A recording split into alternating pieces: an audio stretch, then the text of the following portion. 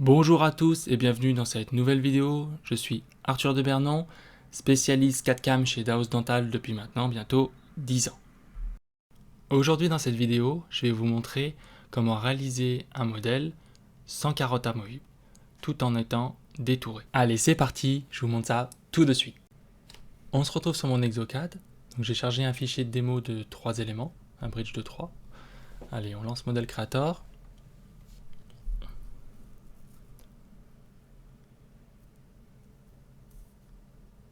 Voilà, le projet est en train de s'ouvrir.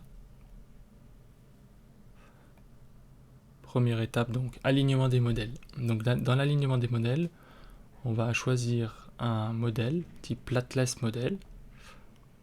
Et ici, on va choisir with extra die. Voilà. Donc ici, au niveau du plan, on va descendre un petit peu la hauteur. Voilà, hop, comme ça. Bon, c'est un modèle qui a été scanné avec un scan de laboratoire, donc un peu plus de base. Donc on va le couper dans l'étape d'après.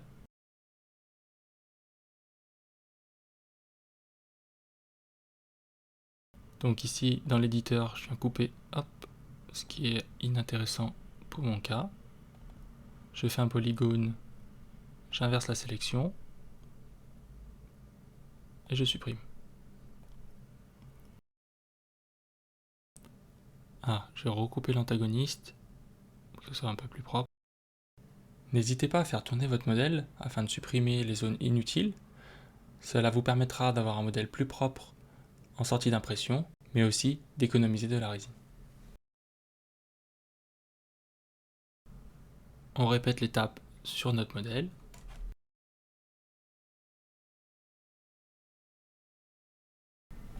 Étape suivante.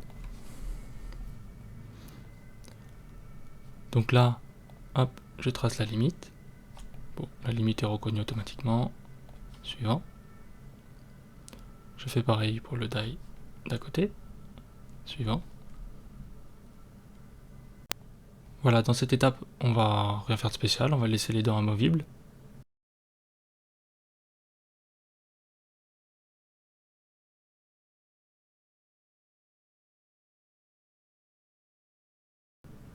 Donc, je vais générer la création de mon modèle.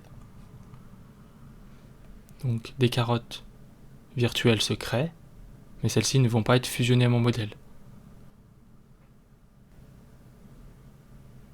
Voilà, donc le calcul là est fini. Ici, je vais venir décocher l'affichage. Voilà. Et vous voyez donc ici que le modèle a été généré avec des die qui ont un fossé autour. Par contre, il n'y a pas de carottes amovibles. Donc ici, il n'y a pas les carottes. Et si on regarde avec une vue de coupe, ici on voit bien que le die est fusionné au modèle.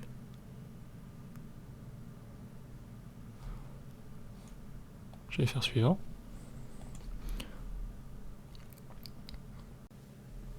Nous allons faire la même chose du coup pour l'antagoniste. Exécuter.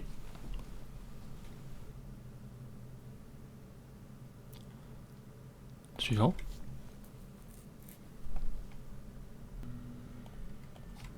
Donc, je vais rajouter les support pins ici. Hop, un ici par exemple, et un ici. Voilà. Je peux rajouter du texte évidemment. Suivant. Voilà, la génération est finie. Je vais vous montrer une petite évolution. Ici, les support pins ont été améliorés avec cette petite hauteur qui a été créée supplémentaire. Ça va permettre de pouvoir créer une petite rétention sur l'articulé. Quand vous allez imprimer vos deux modèles, vous allez les mettre en occlusion. Le maxillaire ou le mandibule ne va pas tomber, ce qui était le cas avant avec les autres versions. Voilà, l'un ou l'autre pouvait tomber et du coup c'était pas top pour tenir l'articulateur. Voilà, avec cette petite fonction et un angle ici à 0, vous allez pouvoir du coup accrocher vos modèles en articulé et éviter qu'ils tombent. Donc la réalisation de modèles de travail sans die amovible va vous permettre d'avoir un gain au niveau de l'impression, importation d'un seul fichier au lieu d'avoir par exemple 4, 5, 6 fichiers pour les carottes de die. Un gain au niveau du post-traitement, donc il y aura moins de support à enlever, forcément il y a moins de fichiers, donc moins de support à enlever, moins de surfaçage pour les restes de support. Une validation d'un modèle de travail qui est 100% juste, pas de problème de die qui n'est pas à fond. Par contre, cette technique de création fonctionne avec des modèles avec des restaurations anatomiques, où il n'y a pas de céramique à stratifier.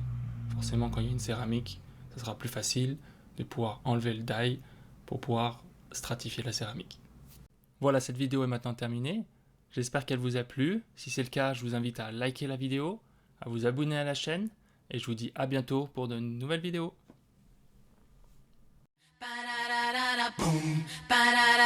Baby, work it.